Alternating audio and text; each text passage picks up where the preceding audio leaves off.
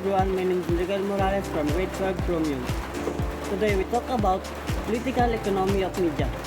This field examines how media ownership, founding and economic structures influences political content and power dynamics. Example, in the United States, Comcast, a major telecom and media conglomerate, owns NBC, Universal TV network, film studio, digital platforms. Its economic interest in broadband infrastructure lead it to lobby policymakers on issues like net neutrality,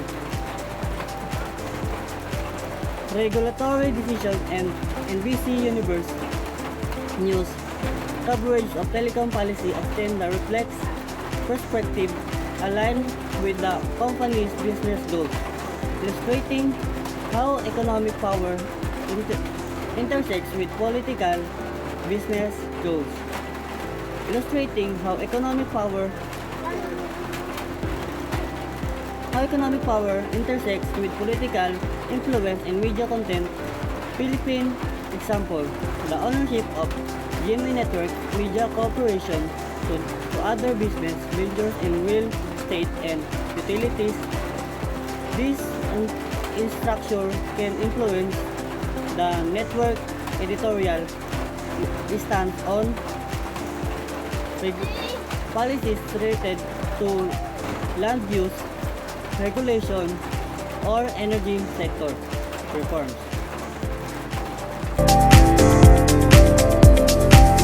Information of the economy. This topic focuses on how media and information shape economic behavior, markets, and decision making.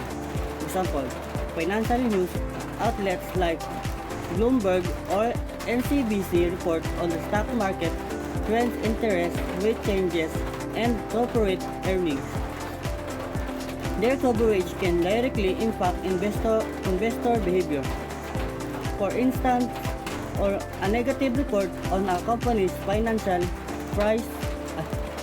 health may cause its stock price to drop during the COVID-19 pandemic. Accurate media reporting on supply chain disruption help business adjust their inventory and production plans, while misinformation about vaccine efficacy led to labor shortage in some economic sectors. Philippine example, media coverage of remittance trends from overseas Filipino workers OFWs influence consumer confidence and spending patterns. Positive reports or rising remittance often correlate with increased activity in retail in real estate sectors as families use funds for daily needs or investment.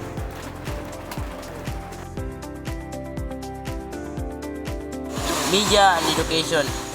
These are looks at how media serves as a tool for knowledge dissemination, public awareness, and shaping learning outcomes. Example, platforms like Khan Academy and YouTube educational channels use media to make complex subjects accessible globally during school closures in the pandemic. Mainstream media outlines like PBS NewsHour launched special segments for students covering topics from science to civics to support remote learning.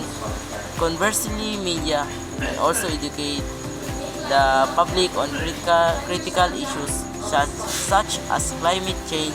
Documentaries like Our Planet, raising awareness and driving demand for sustainable products and policies. Philippine example, local TV network like ABS-CBN have produced educational programs such as Batang Lawin, focus on science and environment, and Bayani on Philippine history, which are used in a school to supplement curriculum materials.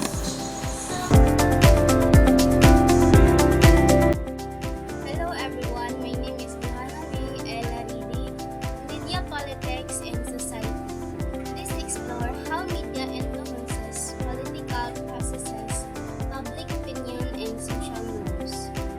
The movement gained global momentum through social media and mainstream news coverage, which highlighted cases of gender-based violence, pressured governments and corporations to implement policy reforms.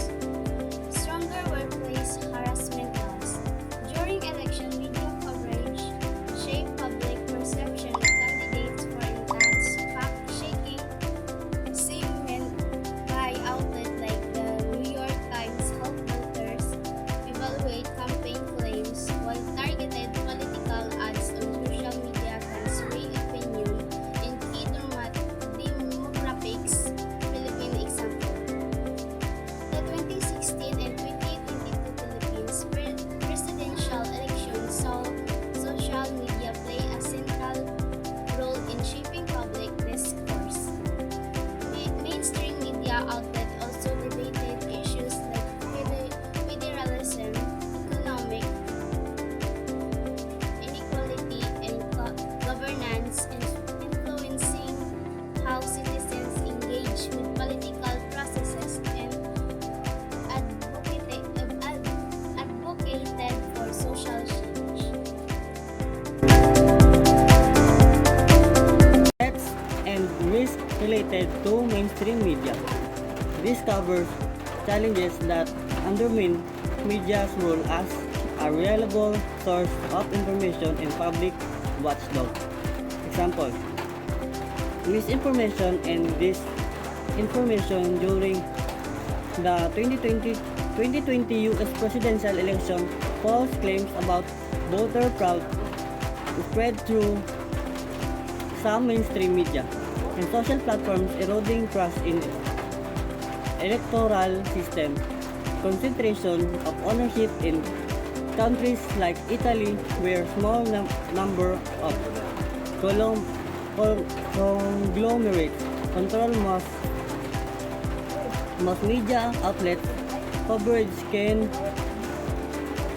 be skewed for favor political allies or corporate interests. Government interference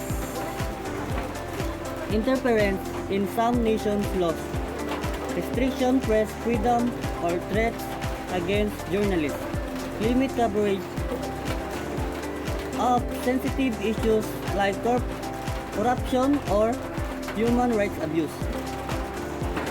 Philippine example: the 2020 shutdown of ABS-CBN raised concerns about threats to press freedom and the impact on diverse political and social discourse.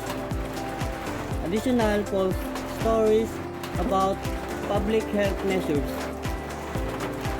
COVID-19 treatments spread through some mainstream media channels, leading to harmful public behavior.